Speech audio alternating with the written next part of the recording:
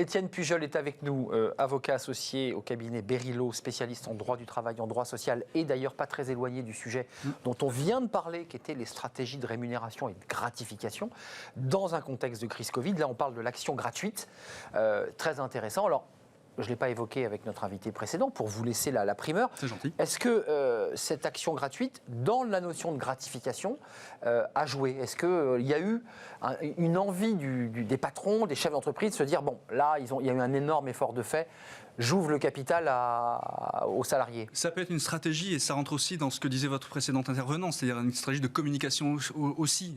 Aujourd'hui, je n'ai pas l'argent pour te payer à cause de la crise, à cause de ce qui se passe, etc. En revanche, je veux rémunérer tes efforts, je sais que tu as été en première, en seconde ligne, etc. Et donc, je ne peux pas te payer en cash. En revanche, je vais donner des actions de ma société et à terme, tu auras une rémunération complémentaire. Et en plus, je vais aligner mes intérêts à moi, chef d'entreprise ou actionnaire, avec tes intérêts, toi, salarié. C'est très gaullien comme vision. Non, mais c'est vrai. Oui, c'est l'idée que le salarié pour la participation. Exactement, qui est un thème on en parle depuis 40 ans, mais on n'arrive pas réellement à le mettre, à le généraliser. C'est quoi une action gratuite, pour être concret? En fait, quand on le donne, c'est une créance qu'on va donner et on va dire à terme, je vais te donner les actions de ma société. Donc, c'est quelque chose qui est gratuit, c'est-à-dire que tu n'as pas à débourser de l'argent pour de l'avoir. C'est de la rémunération mais différée, ce qui a aussi un impact de fidélisation des collaborateurs, puisqu'ils ne touchent ça que s'ils sont présents dans l'entreprise à une échéance déterminée. C'est quoi? C'est une durée, c'est 10 ans? Au minimum, c'est 2 ans, dans la loi. La plupart des plans d'action gratuite prévoient quand même une rémunération à 3 ans, mais il peut y avoir, c'est très souple en fait, ça peut être 1 an avant d'être livré et 1 an d'obligation de conservation des titres, ça peut être 2 ans avant d'être livré et on peut les revendre immédiatement. Enfin, c'est très souple comme outil. Pour qu'on soit précis, l'entreprise n'est pas obligée d'être cotée en bourse, puisqu'en fait, il suffit de connaître le montant d'une part, puisque c'est de ça dont il est question. Imaginons qu'elle soit évaluée à 250 € la part. Donc, on peut avoir une action à 250 € pour être concret. Et puis, si l'entreprise progresse et réussit des très bons résultats, l'action passerait à 1000, on va dire. Exactement. Et là, il empoche. Et là, alors, il n'empoche pas tout de suite, c'est-à-dire qu'il empoche, c'est-à-dire qu'il devient actionnaire de sa société. Il peut à ce moment-là toucher des dividendes et donc être imposé sur les dividendes, mais il peut percevoir les rémunérations de tous les actionnaires et il l'empochera véritablement au moment où il cédera les actions, où donc ça sera converti en cash véritablement. Première étape sont les dividendes et une fois qu'il quitte l'entreprise par exemple, il décide de vendre. D'ailleurs, il quitte l'entreprise, il veut garder ses actions, il a le droit ça? Il peut. Il peut garder ses actions. Ça dépend de ce que dit le plan. En fait, dans les sociétés cotées, ils peuvent les garder. Quand c'est des sociétés qui ne sont pas cotées, généralement il y a des clauses où on peut obliger à revendre. Alors, ce qui est intéressant, c'est qu'il y a un plan, tout ça est très codifié. Il faut signer, j'imagine, un certain nombre de documents avec l'accompagnement des avocats pour quels sont les litiges possibles, quelles sont les difficultés, qu'est-ce qu'on doit vérifier impérativement dans ce type de proposition? Alors, tout d'abord, c'est une décision des actionnaires, puisque c'est eux qui décident de donner une partie de leur copropriété de la société aux salariés. On se dit, lui, il travaille très bien, il est mandataire ou cadre supérieur, et on va l'aider, c'est ça? Alors, on dit, d'une manière générale, les salariés, on veut les associer au capital. On peut pas dire, les actionnaires ne peuvent pas dire, ça va être lui et lui. Ça, ils vont déléguer ça à l'organe de gestion de l'entreprise, qui est le conseil d'administration ou le directoire. Et c'est eux qui vont déterminer les modalités selon lesquelles l'attribution va être faite. Ça peut être sans condition, juste une condition d'être présent dans la société à l'échéance donnée, ou alors, et c'est ce qui est plus intéressant, c'est l'associer à des critères de performance, c'est-à-dire on ne les donne que si certains critères sont remplis.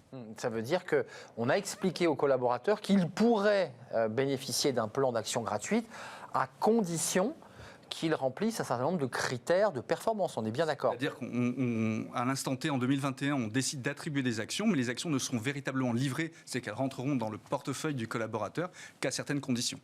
Le profil de ceux à qui on attribue ces plans d'action, c'est quoi? C'est des dirigeants, c'est des cadres dirigeants, ce sont des managers. À qui on attribue ces plans? Alors, par principe, c'est à tout le monde, puisqu'on appelle ça des plans démocratiques, c'est-à-dire qu'on donne à tout le monde, et tout le monde en France, mais aussi à l'étranger. Il y a des plans mondiaux, beaucoup d'entreprises font des plans mondiaux pour tous les collaborateurs, et même pour les sociétés minières, par exemple, même pour ceux qui exploitent les mines au fin fond du Kazakhstan. Donc, c'est des mécanismes qui sont extrêmement démocratiques, mais il est possible aussi de faire des plans un peu plus ciblés pour effectivement une certaine population des cadres dirigeants et des mandataires sociaux. Ça a quel bénéfice au fond? On l'entend, il y a l'idée que celui qui rentre dans l'entreprise sait qu'il peut bénéficier d'un plan.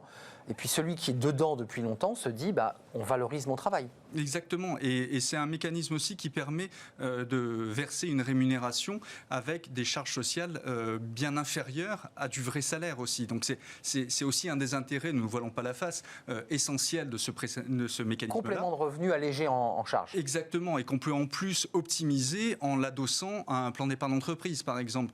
Alors, il y a des obligations de conservation à plus long terme, mais la fiscalité est beaucoup plus légère que si vous donnez juste du cash à vos collaborateurs.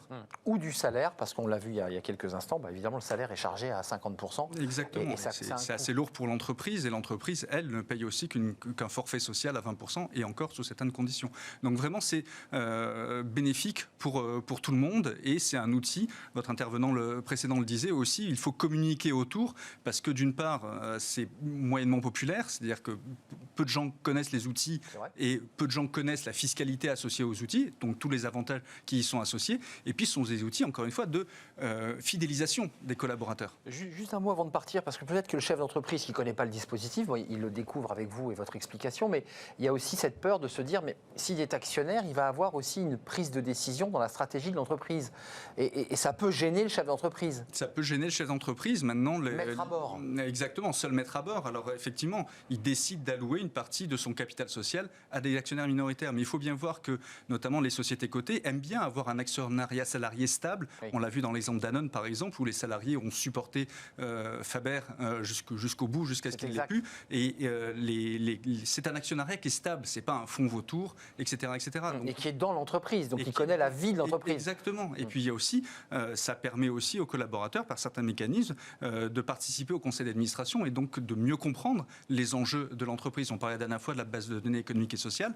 Il y a certains collaborateurs qui vont aussi participer aux décisions des actionnaires. Juste, c'est un détail, mais à quel niveau d'action on peut accéder au conseil d'administration, c'est-à-dire être considéré comme, même salarié, comme un actionnaire qui donne et qui a voix au chapitre. Alors, c'est quoi aux assemblées générales, à partir d'une part, on y accède. Après, pour les organes de direction, ça dépend des statuts, mais il y a des seuils à partir desquels les collaborateurs peuvent devenir administrateurs. Donc au chef d'entreprise de mettre le seuil légèrement en dessous pour que la personne soit gratifiée, mais ne soit pas forcément un acteur des prises de décision stratégiques. C'est bien ça? Oui, sachant que de toute façon, il y a le comité social et économique qui a des voix aussi au conseil d'administration. Donc, les salariés sont représentés. Les salariés sont quand même représentés. Merci Étienne Pujol de nous avoir éclairé sur ce dispositif peu connu, méconnu, mais bien utile et gratifiant pour le coup pour les salariés associés au cabinet Berilo. Vous revenez évidemment quand vous voulez et vous revenez d'ailleurs très souvent sur notre plateau, il faut le dire.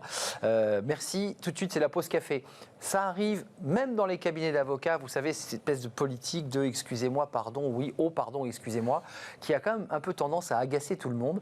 On en parle avec Fanny Griesmer, elle a une analyse assez psychologique de cette attitude. C'est la pause café. C'est tout de suite.